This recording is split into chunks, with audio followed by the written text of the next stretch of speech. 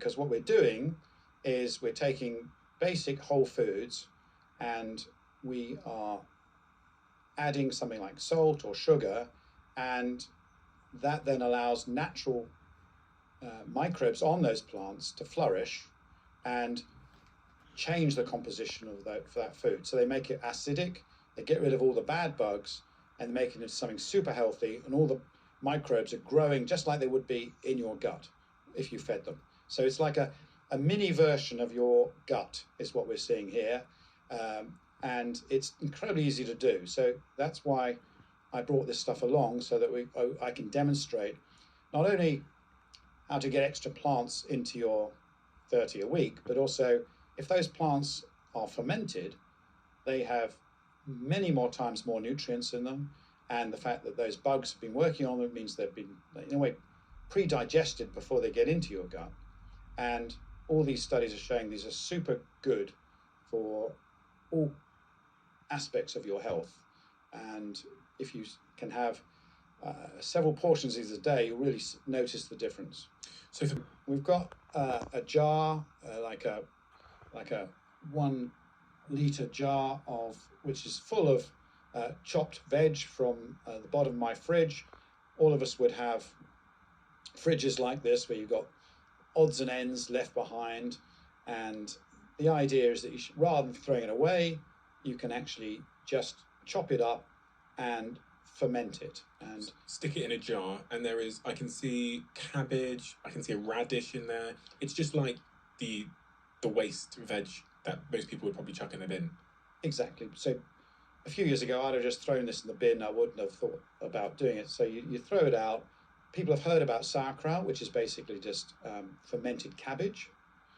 And you might have heard of kimchi, which is the Korean version, which has just got a few more things in it, like chilies and ginger and spices. And this is a sort of mixture of all of them, but it's just to illustrate the fact that you can ferment virtually all plants and avoid the waste. And that's what our ancestors did before fridges, because all you need to do is put them in a jar and squash them down and add 2% salt and a little bit of water to cover it. That's all you do. And I can just demonstrate that now for you if you like. The idea is you add the salt. So we're adding 2% salt. This is really important to measure it. So that's the only thing really tricky, is to make sure that you've got 2% salt, and that gets poured in there, and you would mix it around. I would normally put it in a big bowl and do it, but you get the idea here. You put the salt in, you mix it around, and you scrunch it down really hard. So, really getting rid of any space for air, because the microbes don't like air. The ones that ferment, they're called anaerobic, they don't like oxygen. And so they grow really well when you cut out the oxygen, and they can just live off, start eating the sugars in these plants, and the salt gives them a competitive advantage against nasty microbes.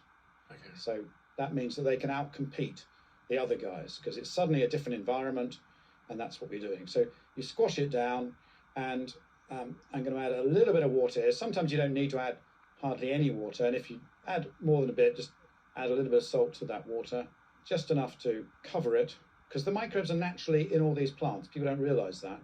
They think, oh, it must be sterile. I've got it from a nice supermarket in a plastic wrapper. It's full of microbes, and that's normal.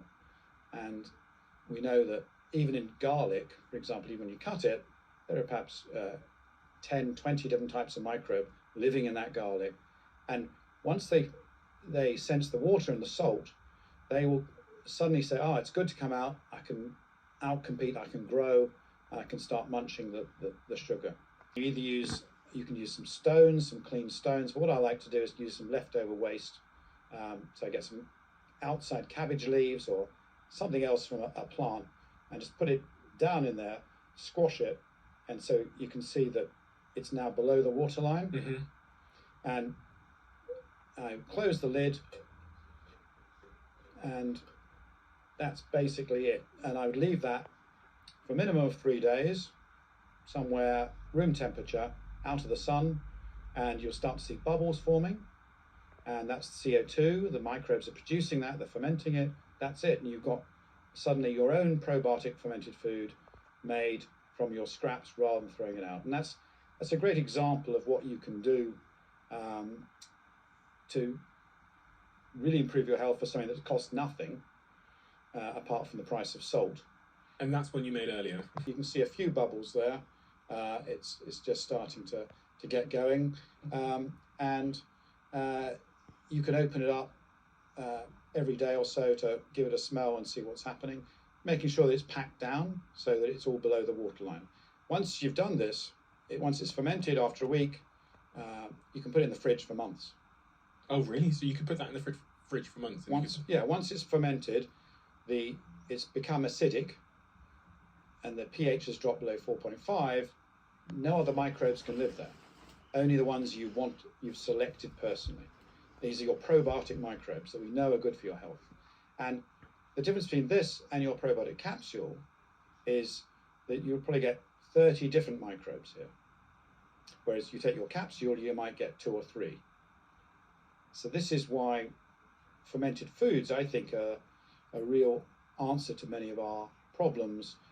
You know, the fact that we've got a rather Western deprived microbiome, these could really help people like you who want to boost your gut microbiome, and just introducing these fermented foods into your regular diet. And this is what the Koreans do, for example. You know, the Japanese do by using fermented soybeans in nearly all their foods. And